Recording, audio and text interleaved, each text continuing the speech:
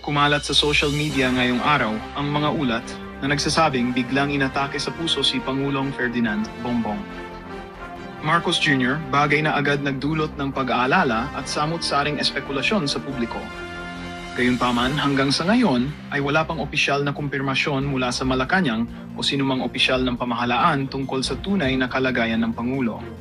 Dahil dito, nananawagan ang ilang mamamayan at eksperto na hintayin ang formal na pahayag upang maiwasan ang pagkalat ng maling balita.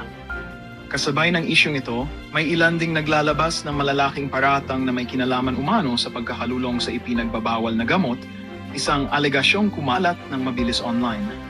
Subalit, mariin itong itinuturing ng mga tagapag-analisa bilang hindi beripikado at walang sapat na batayan. Paala nila na ang ganitong uri ng akusasyon ay nangangailangan ng matibay na dokumento at opisyal na kumpirmasyon bago paniwalaan o iulat bilang totoo. Dahil sa bigat ng mga usaping lumulutang ngayon, nananawagan ang mga tagapagtaguyod ng responsableng pamamahayag at ilang opisyal na mag-ingat sa pagkalat ng impormasyong hindi pa napatutunayan. Mahalaga umanong maghintay ng malinaw at opisyal na pahayag mula sa mga kinaukulan upang mapanatili ang kaayusan at maiwasan ang paglikha ng hindi kinakailangang takot o kalituhan sa publiko.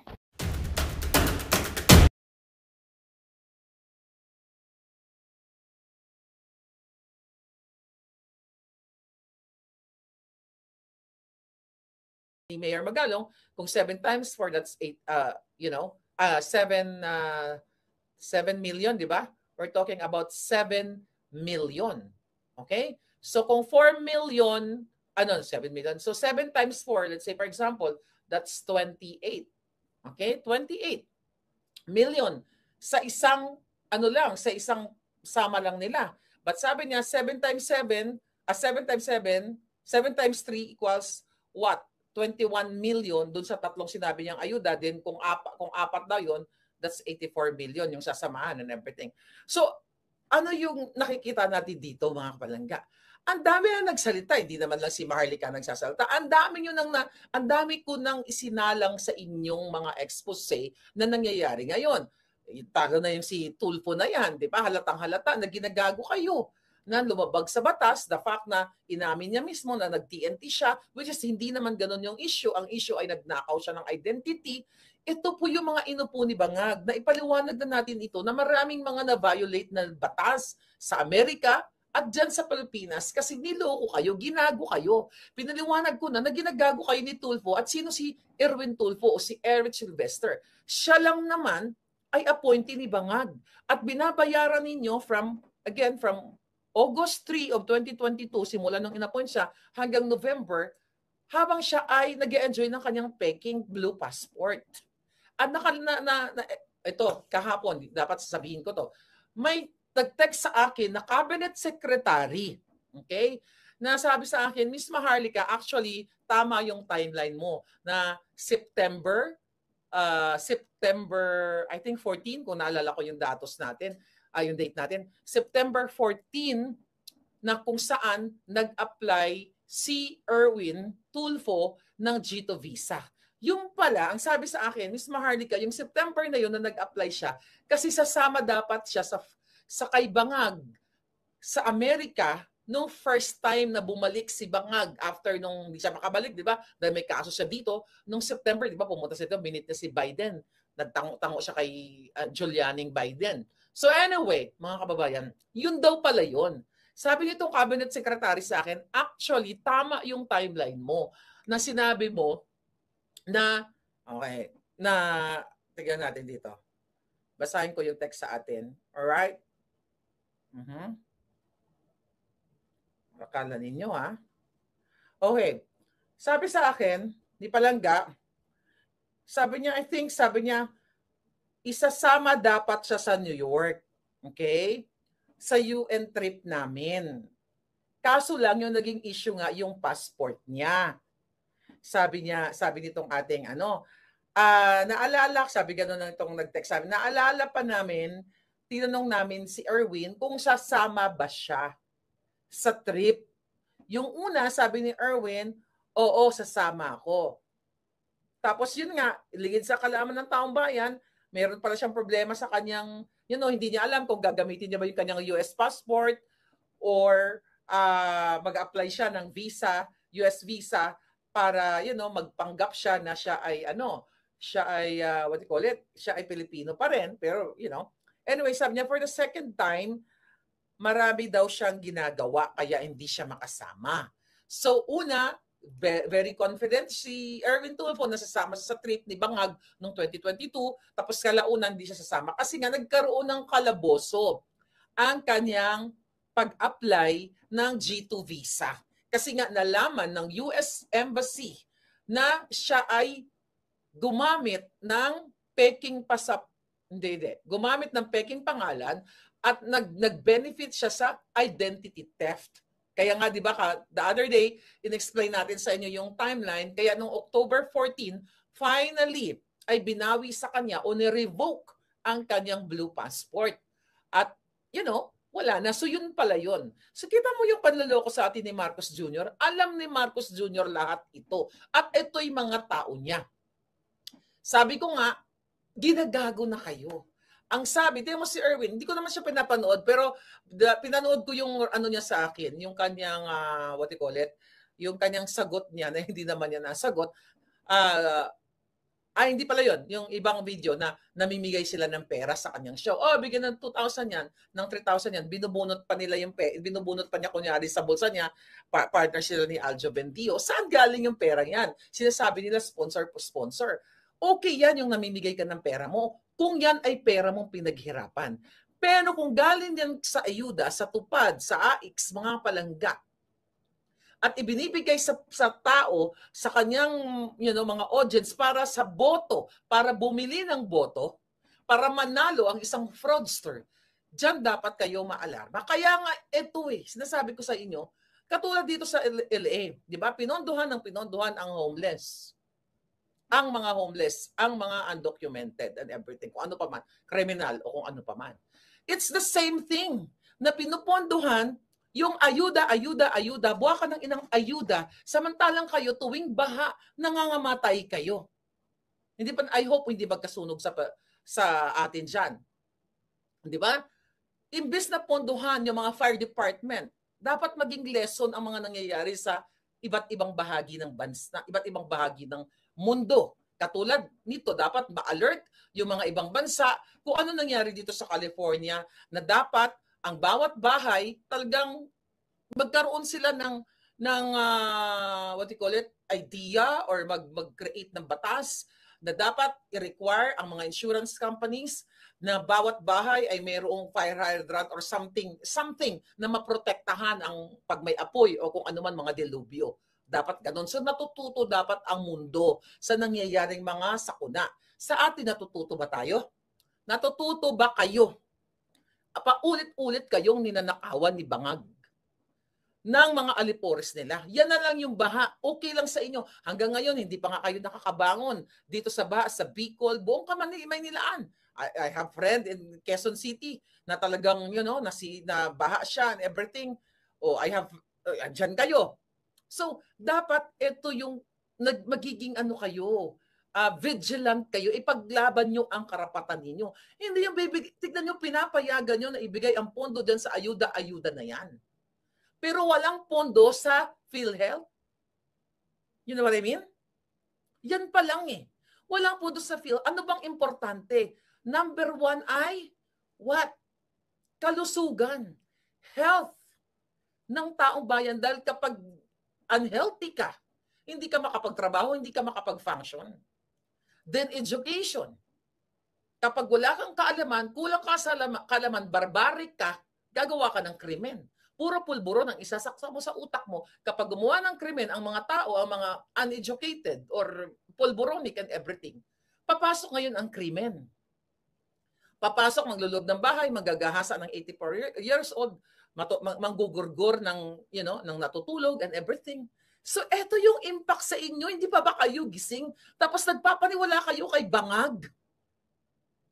Tapos binibilog kayo na dapat si Inday Sara Duterte ay talagang pukpukin because of 125 million na funds, na confidential funds, na ito ay hindi, kumbaga, ito ay sinasagot niya sa Commission on Audit at hindi pa napapatunayan kahit sa ang korte na ninakaw niya ito. But you guys, yung mga bugo, ay okay lang doon sa almost 1 billion a day na hindi pinapaliwanag ng Congress yung pinagyabang ni Marcos Jr. na 5,500 control. Then okay lang sana i-criticize si Sara Duterte sa 125 million, pero i-criticize nyo rin at pagpaliwanagin nyo si Zaldico, si Tambaluslos, sa mga ayuda na ito na hawak nila. So ganon kasarado ang utak ng mga bugo na ibang kababayan nating Pilipino, mga bobo talaga. You talk about 125 million, hindi ko nakampihan si Sara. You talk about 125 million na hindi pa napatunayan na ito ay ninakaw ng departamento niya. Pero sa flood control na may namatay na 200 katao mahigit pa, tahimik ang mga bunganga ninyo. Yung mga trolls lang, yung mga palangga ko hindi kayo kasali. Nakita nyo, and this ayuda na napupunta sa bulsa nila at hindi naman napupunta lahat sa inyo. Dahil gusto pa nila ng Kongreso, ng lower and upper house, senador, kongresista, mga hiputang inang yan, ipondo dyan ang pera ninyo kasi yan ang gagamitin nila sa eleksyon. Pagpapapogi, palalabasin nila na pera ninyo. Paulit-ulit na lang tayo. Tuwing may namatay, may nagkasakit, pupunta kayo kay mayor, guarantee letter, na pwede yan i-centralize yung tulong ng gobyerno na yan na hindi dadaan sa mga buwakan ng ilang to. In fairness, dito sa Amerika, hindi ka nalalapit kay ganito, kay ganyan, kay district or one representative para manghinang ayuda. Centralize yung aming aid dito. Alam mo yon? Although may mga palpaknan, katulad nga ng kinukwento ko sa inyo, na under scrutiny ngayon, yung aming mayor dito, si Karen Bass, dahil doon sa paglipa ng pondo sa mga homeless over dito sa fire department. It's the same thing na ginagawa ng mga gagong ito. Nililipat nila yung pondo ng ninyo, di ba? Sa kanilang mga departamento para pagnakawan kayo. And then you're okay lang kayo. Diba? Dapat pondohan ang mga, let's say, pagkaroon ng mga emergency situation. Tulad niyan. Ambulansya nga sa Pilipinas eh. Wala nga tayo eh. I mean, meron pero kukunti lang. Mamamatay ka na, wala kang 911. Wala na ba 911 yung kay PRRD? Di ba nung panahon ni PRRD may 911 tayo? Magugurgur ka na lang bago ka makarating sa ospital. Ito yun yung mga basic necessity ng mga basic services rather ang dapat pondohan. Hindi yung sa ayuda kasi kawawa yung mga tao. But now I think 63% ng Pilipino ang nagsasabing mahirap sila. 'Di ba? 63%, imagine mo. Tapos anong sabi ng mga buwakan ng inang Tambaluslos, Zaldico at ang gobyerno ni Bangago, na meron tayo dyan, ayuda, ganyan-ganyan, tulong sa mga tao. Hindi yan maglalast. Bibigyan ka ng 5,000, kahit 10,000, kahit bigyan ka ng 20,000. Which is hindi naman kayo binibigyan ng 20,000. 1,000, 2,000, 3,000, 5,000 na siguro pinakamadali.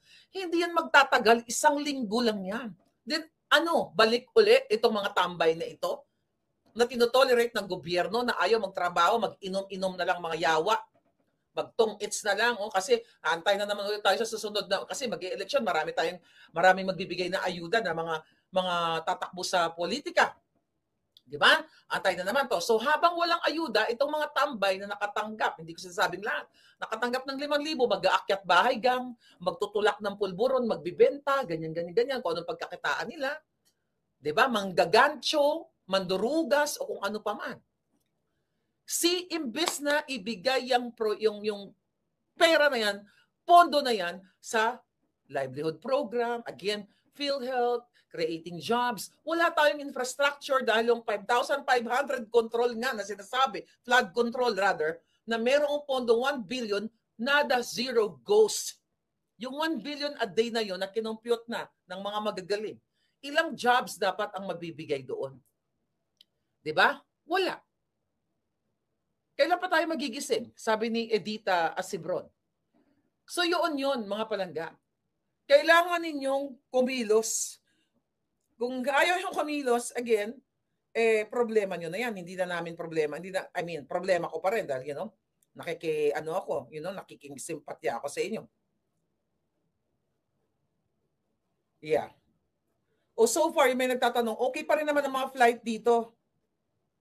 Okay. Yeah. Okay. Later. Okay. Okay. Shout out sa ating pambansang dalaga sa third floor studio kay Marlon at saka kay Pam. Thank you. Anyway, sa aking mga palangga, okay, nananaginip po sila sa Pilipinas, sabi ni Julius Jao, ayaw nilang magising. Recently, ito yung ginagawa niya, no? Ito ang ginagawa ng tambalos-los na to. Puro politika. Why? Buti na alala ko to. Thank you kay Pambansang Dalaga ng Pilipinas. Alright, follow nyo si Pambansang Dalaga ng Pilipinas. Yung kandidato, okay, para sa District 1 ng Tacloban City na itinaas ang kamay niya ni Inday Sara at ni Pangulong Duterte na si Tita Nene Bacale. Ano ang ginawa nila dyan? Di ba? Tinanggal nila ang pangalan sa balota dahil ang kalaban dito ay si Martin Tambaloslos. Here we go. Member, House of Representatives, vote for, ayan. Ito, nakita niyo, pakita ko to. Sinendi pa. Ito guys. Sinendi Nakita niyo po yan? Nakita niyo yung pangalan ni Tambaloslos. Wait. Ba't ganyan? Mali. Okay. Ba't ganyan? Okay. Nakita niyo? Okay. Yan yung pangalan niya. Wala nang kasunod. Di ba yung iba meron? One. Wala na. Nag-iisa. Wala na siyang kalaban. Sino ito? Nakipag-connives dito sa COMELEC para itanggalin ang pangalan ni Tita Nene Bacale, nakalaban ni Tambaloslos sa District 1. Tinanggal yung kanyang pangalan doon. Wala nang kalaban. So, ibig sabihin, sure winner na si Tambaloslos sa District 1. I don't know kung anong gagawin. Di pa ako masyadong updated dito. Pero naggalit lang talaga ako. Sigurado na si Tambaloslos hindi walang eleksyon. Kahit isa lang ang makuha niyang boto, panalo na siya kasi tinanggal niya yung kanyang kalaban sa district niya. Pinatanggal dyan sa COMELEC na yan. Magkakasabwat sila. Ganito kayo babuyin. Wala na silang kahiyan sa pagnakaw ng pera ninyo, pag-abuso ng batas, pagsusuppress, oppress, paggigipit at kung ano-ano pa. Pangidnap, you know that already. Tinanggal yung kanyang pangalan. Nakita ninyo? Tapos palalabasin nila. Diyan sa First District, mga palangga. First District sa Tacloban, dapat kayo magsalita. Magsalita kayo. At dapat ito, I hope may gagawin si Tita Nene Bacale. Ano ang grounds? Bakit hindi siya sinama sa balota? Pwede kasi nang palabasin ay nakalimutan. Pero wala na, kumbaga may time pa ba para idagdag yung pangalan niya? I don't know, but ito ay intensyon. Wala na silang paggalang sa batas. Ang Romualdez Araneta Maris, wala na po silang paggalang sa batas. Binababoy na kayong lahat. Actually, kahit isa lang ang bumoto kay Romualdez, panalo na siya. Wala siyang kalaban eh. Hindi isinulat yung pangalan ni Tita Nene Bacale. Nakakagalit to mga bantas. Ang palabas nila ngayon, yun na nga, yung binanggit ko kanina na 41% daw ng Pilipino ay sinusuportahan yung impeachment ni Inday Sara. That's BS. Hindi yan totoo. Yan ay manipulado ng bangag na gobyernong ito. Ni Marcos Jr. Okay? Kaya sana, sabi ko nga, lahat ito kakarmahin niya mga yan. Katulad ng mga dilubyong darating sa buhay nila. Hindi natin alam, anytime, any moment, bawian sila, magpantay ang paan ng mga yan. Katulad ni Lisa Tanas, na kidnapper, ni Marcos Jr., kasabwat sa pangidnap, pangbangag, lahat na pagnanakaw.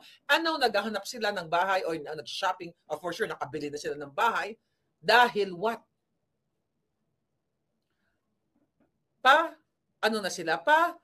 Nag-ready na sila. By the way, yung nasa likod ni Lisa, okay? Ito lang gusto kong tanong. Hindi siya in-appoint ni Lisa, pero binanggit ito ni Congressman Arnie Tevez doon sa kanyang expose, okay? Si Bibot. Okay, tanong ko lang.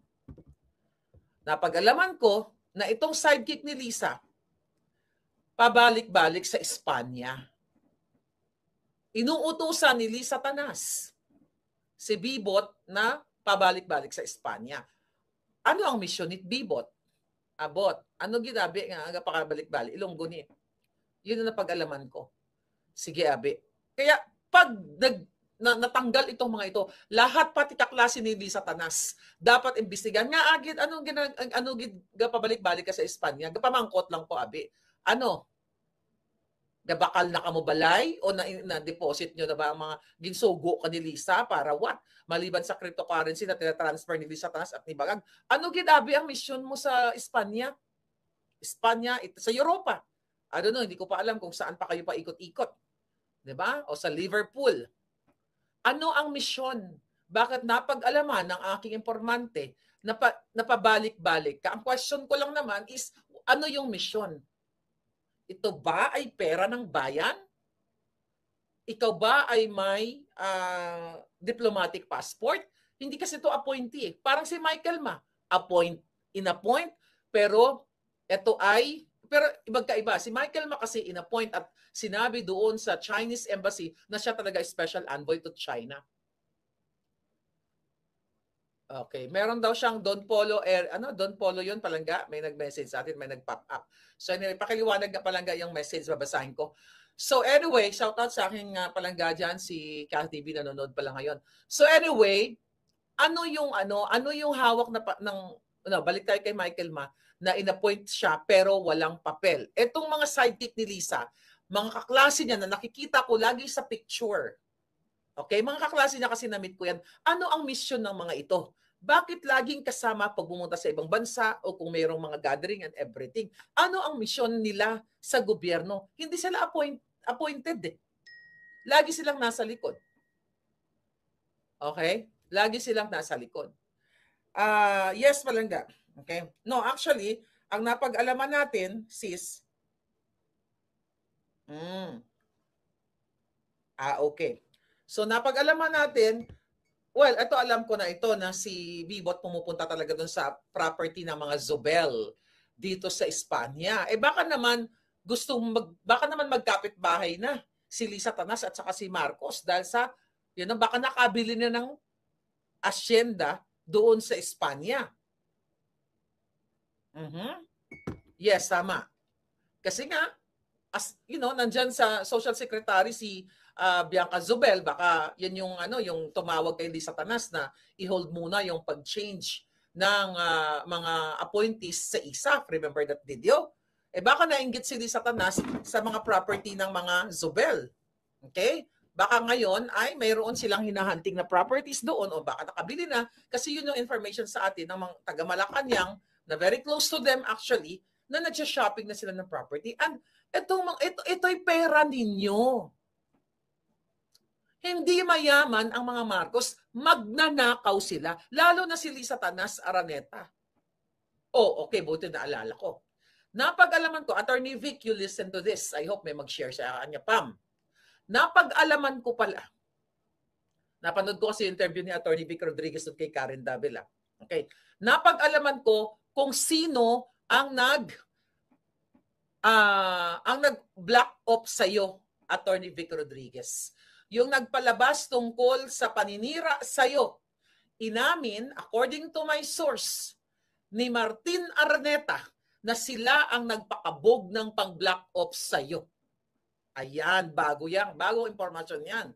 So napag-alaman na inutusan ni Lisa Tanas, ang kanyang kapatid, kasabwat ang mga black ops ni Lisa Tanas, nabanggit yan, ni SAS, na ang black ops ni Lisa Tanas ay si Taning at si Langka. Okay, si Robles, nakalagay sa affidavit niya. And now, may bagong impormasyon na karating sa atin, na ang utak talaga, si Lisa Tanas, at kasama pala dyan si Martin Araneta, yung kapatid ni Lisa Tanas na hindi